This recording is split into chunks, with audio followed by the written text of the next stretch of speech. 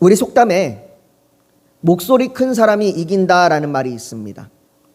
목소리가 크면 상대방을 기세에서 제압하고 유리한 위치를 차지한다는 의미입니다.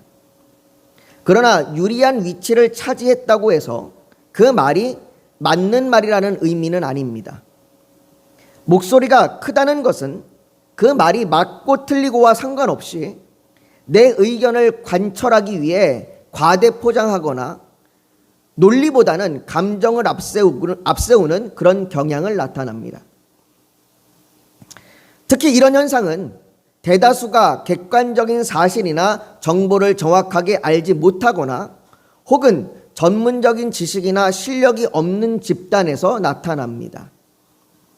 그 대표적인 모습이 곧 교통법규에 관한 부분에서 많이 나타납니다. JTBC에서 하는 한문철의 블랙박스 리뷰라는 방송이 있는데요. 그 방송에 비보호 좌회전에 관한 논쟁이 방영된 적이 있습니다. 비보호 좌회전은 빨간불에 해야 하는가, 초록불에 해야 하는가, 이것으로 인해서 앞차와 뒷차의 차주가 말싸움이 벌어진 겁니다. 뒷차에 있던 차주가 앞차를 향해서 빨간불인데 왜 비보호 좌회전을 하지 않느냐고 하면서 목소리를 높여 자기의 말이 맞다고 주장한 것이죠. 그러나 아무리 목소리를 높여 주장해도 올바른 교통법규는 초록불에 비보호 좌회전을 해야 하는 겁니다. 그런데 이처럼 비보호 좌회전을 어떤 상황에 해야 하는지 올바른 법을 알지 못하면 자기 생각대로 법을 적용해서 다툼이 발생하게 되는 것이죠. 교통법규뿐입니까? 우리 실생활에 법을 잘 알지 못해서 다툼과 분쟁이 발생하는 경우가 얼마나 많이 있습니까? 그로 인해 심각한 피해를 보기도 하고 자신의 정당한 권리를 빼앗기기도 합니다. 또한 반대로 의도치 않게 타인에게 피해를 주기도 합니다. 우리가 세상을 살아가는 것에도 이렇게 잘 알지 못해서 그저 내 목소리를 높여 내 주장만을 옳다라고 얘기하는 일들이 비일비재하게 일어나는데 이 땅에서 하나님 나라를 살아가는 것에는 어떨까요? 우리는 이 땅을 살아가면서 종종 어떻게 사는 것이 하나님의 뜻대로 사는 것인가에 대하여 의문이 들거나 혹은 알지 못하는 경우가 있습니다.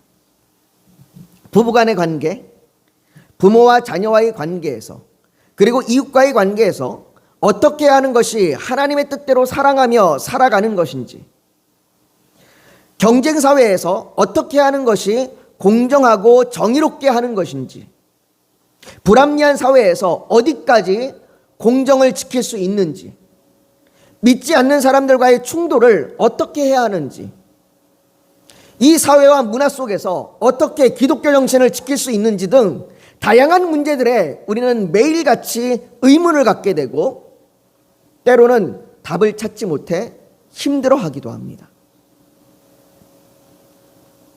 그렇다고 이것에 답이 없는 것은 아닙니다. 바울은 빌립보서 1장 9절과 10절에 내가 기도하노라 너희 사랑을 지식과 모든 총명으로 점점 더 풍성하게 하사 너희로 지극히 선한 것을 분별하며 또 진실하여 허물 없이 그리스도의 날까지 이르고라고, 우리가 지식과 총명으로 말미암아 사랑이 풍성해져서 선한 것을 분별하여 그리스도의 날까지 이를 것을 소망하며 기도하고 있습니다. 그렇다면 우리가 어떻게 바울의 소망대로 선한 것을 분별하여 그리스도의 날까지 이르는 성도들이 될 수 있을까요? 그것을 오늘 본문을 통해서 우리가 살펴보려고 합니다. 오늘 본문 13절은 이렇게 시작합니다. 이튿날 모세가 백성을 재판하느라고 앉아있고 백성은 아침부터 저녁까지 모세 곁에 서 있는지라 라는 말로 시작합니다. 모세의 장인인 이드로가 모세를 찾아와서 만나고 기적과 같은 회심의 사건이 있은 그 다음 날 모세는 아침부터 분주했습니다. 수많은 백성이 모세에게 찾아와 자신들의 문제에 대하여 호소하고 판결을 기다렸습니다. 자신들의 문제를 모세에게 호소하기 위해 기다리는 행렬은 길게 늘어져서 끝도 보이지 않았을 겁니다. 그렇게 아침부터 시작된 재판은 저녁까지 계속되었습니다. 아마도 해가 지고 기온이 떨어져서 더는 더 이상 재판할 수 없을 때까지, 그 시간까지 백성들의 호소는 계속되었을 겁니다. 사람들은 모세에게 찾아와서 저 사람이 내 가족의 만나를 먹었다, 내 소를 훔쳤다, 저 사람이 아들이 내 딸을 건드렸다, 저 사람의 장막이 내 장막의 구역을 침범했다, 저 사람의 자녀들이 너무나 시끄럽게 해서, 너무나 짓궂고 너무나 장난이 심해서 내 자녀가 어떻게 할 수가 없다, 잠을 잘 수가 없다. 이런 이웃과의 다툼의 문제, 이런 이웃과의 다툼의 문제에서부터 시작해서 애굽에서 익숙했던 그 문화를 어디까지 수용해야 하는지의 문제, 애굽에서 함께 나온 이방인과의 충돌 문제 등 종교적인 문제, 사회적인 문제까지 너무나도 다양하고 광범위한 문제들을 모세에게 찾아와 호소하였습니다. 그렇게 백성들이 호소하면 모세는 그것을 재판하고 하나님의 율례와 법도가 무엇인지 하나하나 가르쳐주고 설명해 주어서 무엇이 하나님의 뜻대로 사는 것인지를 가르쳐 주었습니다. 그런데 이것이 이날만 그런 것이 아닙니다. 이날 하루만 이렇게 재판을 한 것이 아닙니다. 이 일은 계속해서 반복이 됐습니다. 민수기 1장에 따르면요, 애굽에서 나온 사람 중에 전쟁에 나갈 20세 이상의 장정, 즉 20세 이상의 성인 남자, 그 남자의 수만 해도 60만 3,550명이라고 합니다. 이 숫자는요, 지금 안산시 전체 인구수와 비슷합니다. 안산시 민원 콜센터에 2016년 통계에 따르면요, 그 콜센터로 전화해서 접수한 그 민원 사례만 해도, 그 민원을 접수한 그 사례만 해도 하루에 1,400여 건이라고 합니다. 전화로 접수한 것만 1,400건이랍니다. 전화 접수 외에도 각 기관에 직접으로 방문해서 민원을 접수한 그 일까지 하면 엄청난 양일 겁니다.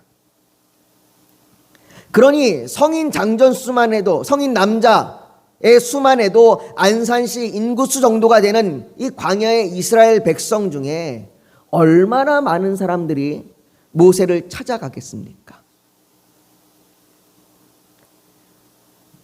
매일같이 그렇게 찾아오면서 모세에게 하소연하는 일들이 반복이 되는 겁니다.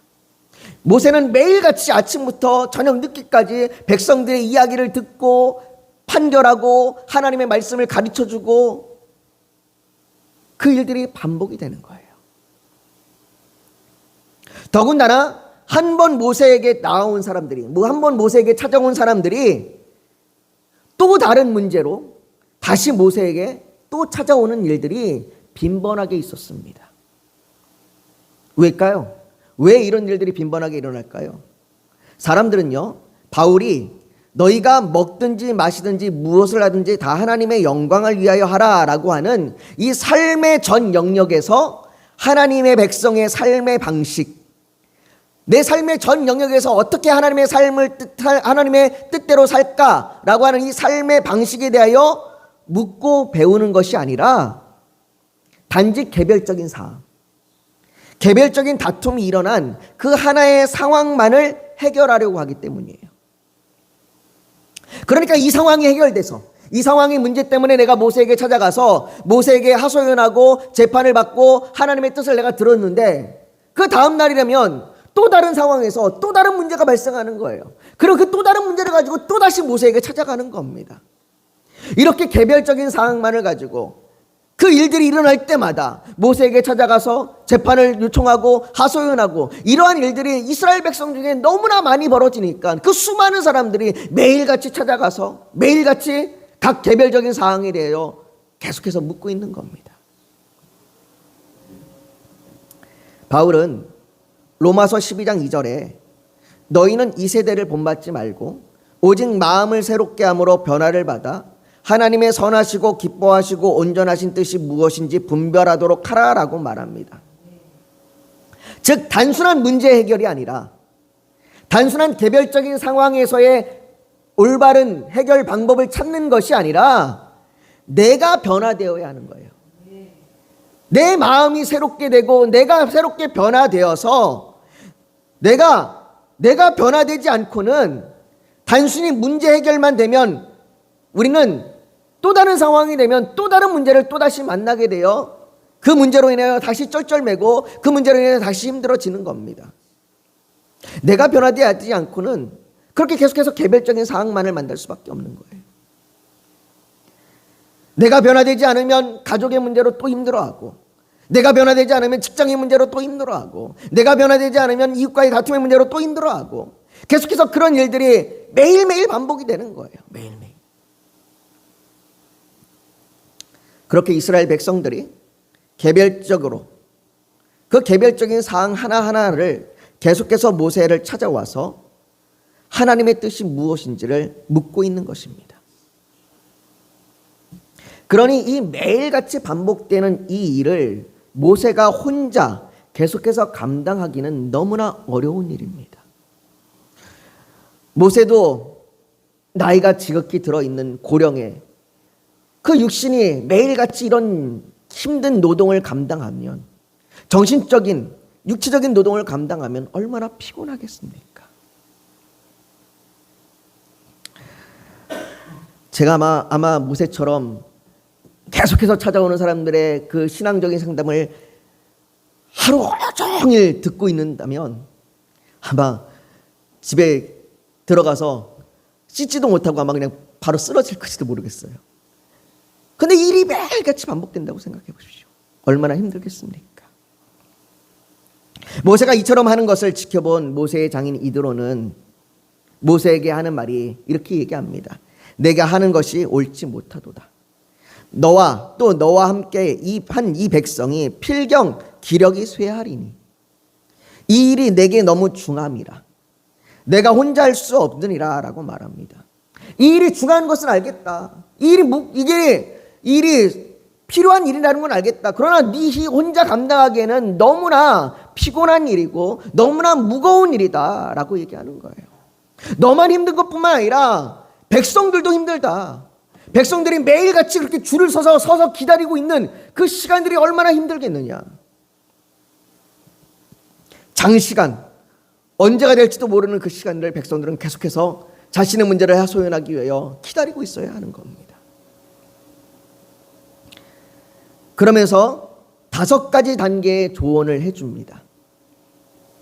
첫 번째는 모세는 하나님 앞에서 백성들의 대변자 혹은 대표자로 있으라는 겁니다. 그것이 19절 말씀인데요. 우리 19절 말씀을 같이 한번 읽어볼까요? 같이 읽습니다. 시작. 이제 내 말을 들으라. 내가 내게 방침을 가르치리니 하나님이 너와 함께 계실지로다. 너는 하나님 앞에서 그 백성을 위하여 그 사건들을 하나님께 가져오며. 모세가 백성들의 문제를 해결하는 것에만 몰두해서 정작 자신이 하나님 앞에 있다는 것을 잊어버리면 안 된다는 거예요. 백성들의 문제를 해결하기 위한 과도한 업무로 인해 하나님보다 일이 우선이 될 수 있다는 겁니다. 하나님보다 일이 우선이 되고 일의 해결이 우선이 되면 하나님의 뜻이 아니라 내 판단이 앞서게 됩니다.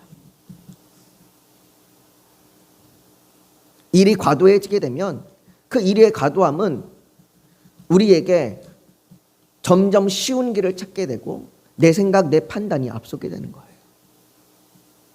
우리도 마찬가지일 겁니다.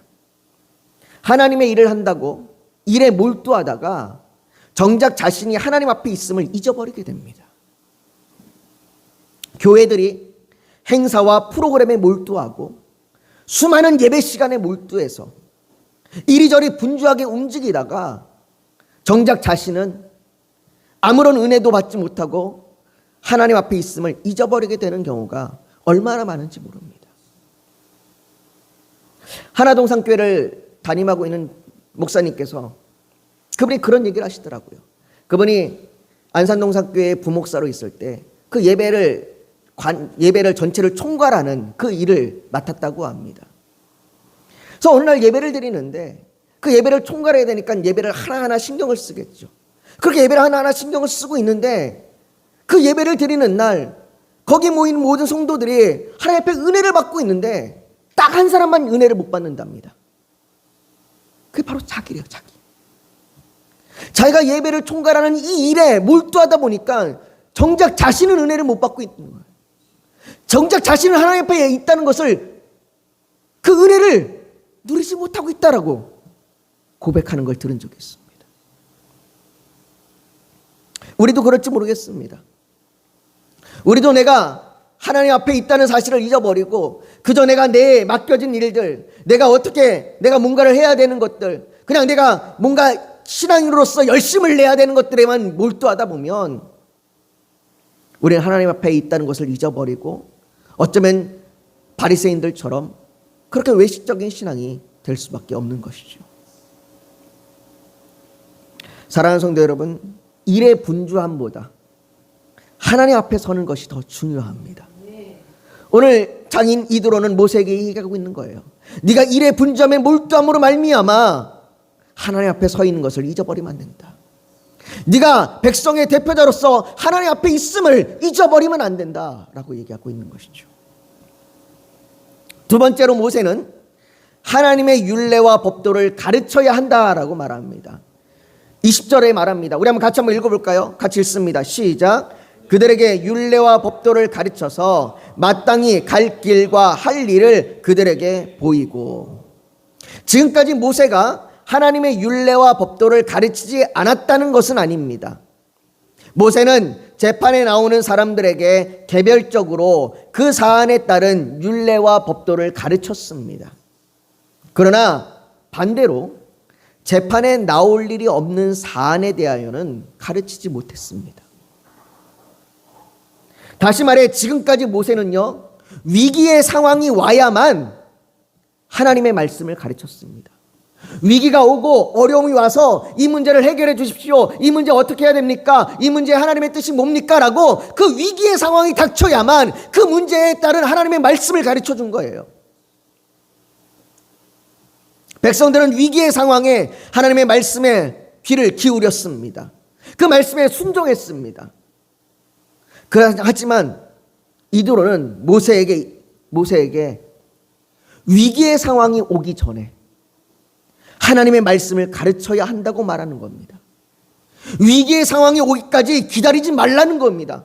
위기의 상황이 와서 내 문제가 내 상황이 어렵고 힘들어서 그때만 하나님 앞에 찾아와서 하나님의 말씀이 무엇인지 구하는 그런 일들을 멈추라는 거예요. 그런 일을 멈추고 백성들이 상황에 반응하여 말씀을 듣는 자들이 아니라 말씀을 미리 알아서 적극적으로 삶을 살아가도록 하라고 말하는 겁니다. 물론 이것은 장기적인 과정이 될 것이고 지루한 과정이 될 겁니다. 왜냐하면 사람은요, 아직 닥치지 않은 위기를 긴 시간 대비하는 것보다 짧은 시간에 지금 닥친 상황을 해결하는 방법을 더 좋아하기 때문이에요.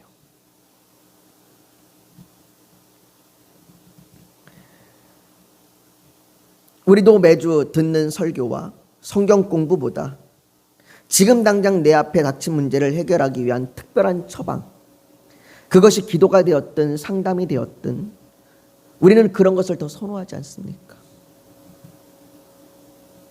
그러나 히브리서 5장 13절과 14절은 이는 젖을 먹는 자마다 어린아이니 의의 말씀을 경험하지 못한 자요 단단한 음식은 장성한 자의 것이니 그들은 지각을 사용함으로 연단을 받아 선악을 분별하는 자들이라 라고 말합니다.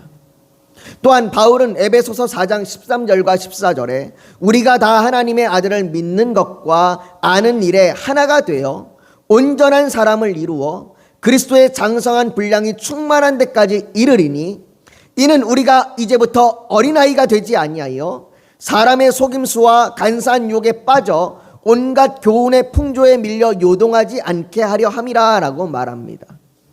무슨 말입니까?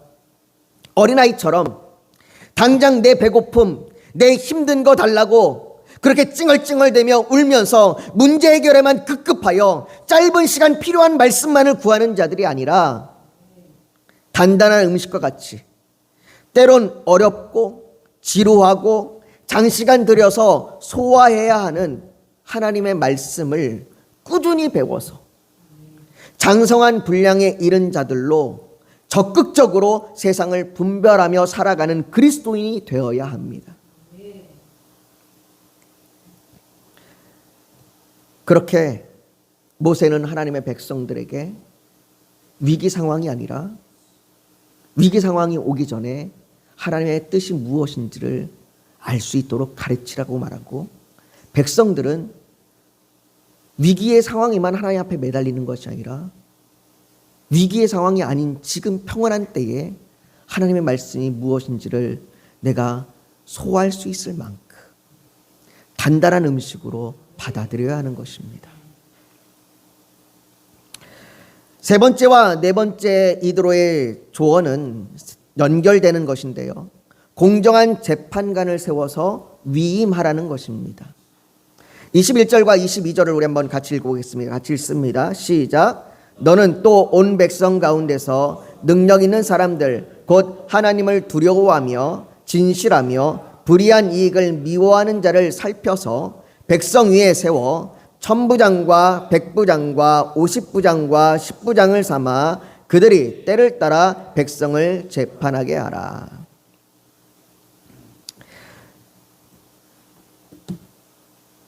천부장과 백부장과 50부장과 10부장은 각 인원수의 대표입니다. 10명의 대표로 10부장, 50명의 대표로 50부장, 100명의 대표로 100부장, 1000명의 대표로 1000부장을 세우는 겁니다.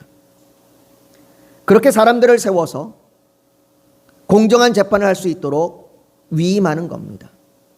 이렇게 위임하는 것은 단순히 모세의 짐을 덜어주기 위함이 아닙니다. 단순히 모세의 무거운 짐 그것을만을 덜어주기 위해서가 아니라 이 위임의 핵심은 오늘 26절 말씀인데요. 우리 같이 한번 읽습니다. 시작. 그들이 때를 따라 백성을 재판하되 어려운 일은 모세에게 가져오고 모든 작은 일은 스스로 재판하더라. 이것이 위임의 핵심입니다. 무슨 말입니까? 그들이 전에는 위기 상황이 와서 모세에게 찾아가야만 하나님의 율례와 법도를 알 수가 있었다면 이제는 작은 일에서부터 스스로 무엇이 하나님의 율례와 법도에 맞는지를 판단할 수 있게 되었다는 겁니다. 10부장과 50부장과 100부장과 1000부장이 자기의 뜻대로 자기 생각대로 그렇게 판단하는 것이 아니라 그들이 미리 하나님의 말씀과 율례를 단단한 음식처럼 미리 배우고 미리 소화해서 그것을 가지고 백성들에게 스스로 판단하며 스스로 재판하는 겁니다. 10부장과 50부장과 100부장과 1000부장 이들만이 아닙니다. 백성들도 마찬가지입니다. 백성들도 그들에게 나아가기 전에 스스로 하나님의 뜻이 무엇인지를 판단할 수 있도록 그렇게 미리 하나님의 말씀을 배우고 익히는 겁니다. 위기의 상황이 와야만 하나님을 찾는 것이 아니라 하나님을 아는 삶을 계속해서 유지함으로 적극적으로 하나님의 백성으로 분별하며 살아가는 것입니다. 물론 모든 것을 그들이 스스로 다 판단해야 한다는 것은 아닙니다. 모든 것을 다 판단할 수는 없겠죠. 여기도 얘기하는 것처럼 작은 일, 사소한 일들은 판단할 수 있습니다. 우리도 그렇잖아요. 신앙생활이 어느 정도 우리가 좀 익숙해지고 연수가 되고 하나님의 말씀을 배우기 시작하고 성경 공부를 하게 되면 그래도 어떤 것들은 또 우리가 스스로 알 수 있는 것들이 있잖아요. 이건 하나님이 원치 않는 거야 라고 우리가 스스로 알고 있는, 깨닫고 있는 것들이 그래도 있잖아요. 그런데 작은 일을 넘어서 큰 일이 되면 내가 혼자 알 수 없는 것들이 있고 혼자 해결할 수 없는 것들이 있습니다. 그런 것들은 10부장에게, 그리고 10부장이 어려우면 50부장에게, 50부장도 어려우면 100부장에게, 100부장도 어려우면 1000부장에게, 1000부장도 어려우면 모세에게 가지고 나오라고 얘기합니다. 이렇게 너희를 도와줄 수 있는 사람들이, 너희를 위하여 하나님의 말씀을 가르쳐 줄 수 있는 사람들이 계속해서 있다라고 얘기하고 있는 겁니다.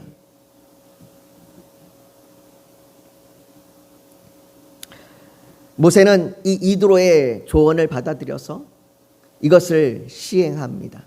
이것을 시행하여 백성들이 잘 하나님의 뜻대로 설 수 있도록 지도합니다. 그러므로 말미암아 백성들이 얻게 되는 것이 무엇일까요? 오늘 본문 23절은 이렇게 얘기합니다. 우리 한번 23절을 같이 읽어볼까요? 같이 읽습니다. 시작. 내가 만일 이 일을 하고 하나님께서도 내게 허락하시면 내가 이 일을 감당하고 이 모든 백성도 자기 곳으로 평안히 가리라. 자기 곳으로 평안히 가리라. 그들이 샬롬, 평안을 누리게 된다는 말입니다. 사랑하는 성도 여러분, 평안은요, 위기에 반응할 때 오는 것이 아닙니다. 위기 전에 하나님의 말씀을 알므로 순종하며 사는 삶, 그 삶에서 평안이 오는 겁니다.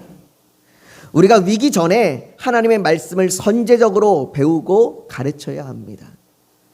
특별히 우리 자녀들에게 하나님의 말씀을 선제적으로 가르쳐야 합니다.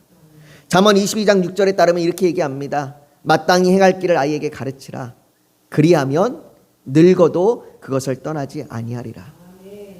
자녀들에게 하나님의 말씀이 무엇인지, 그들이 어려움을 당하기 전에, 위기를 당하기 전에, 그들이 이 경쟁 사회에서 치열함을 알기 전에 미리 하나님의 말씀을 가르쳐야 합니다.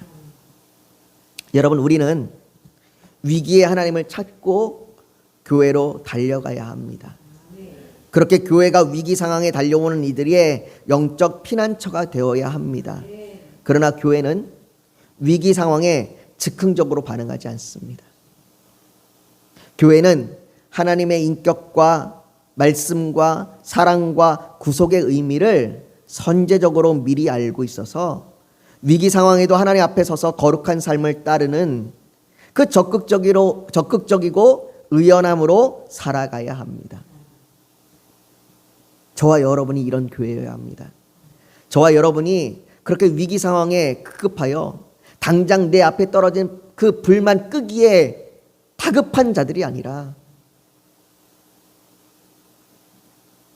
하나님의 말씀을 선제적으로 배우고 하나님의 뜻을 선제적으로 알아서 그렇게 그리스도의 삶으로 적극적으로 의연하게 살아가는 그 삶을 살아가야 하는 자들입니다. 우리가 그런 삶을 위임받은 자들입니다.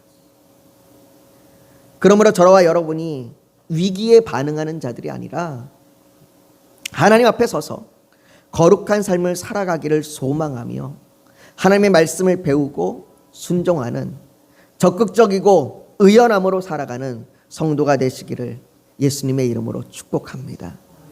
이 시간 우리가 오늘 말씀을 좀 기억하면서 같이 좀 기도했으면 좋겠습니다.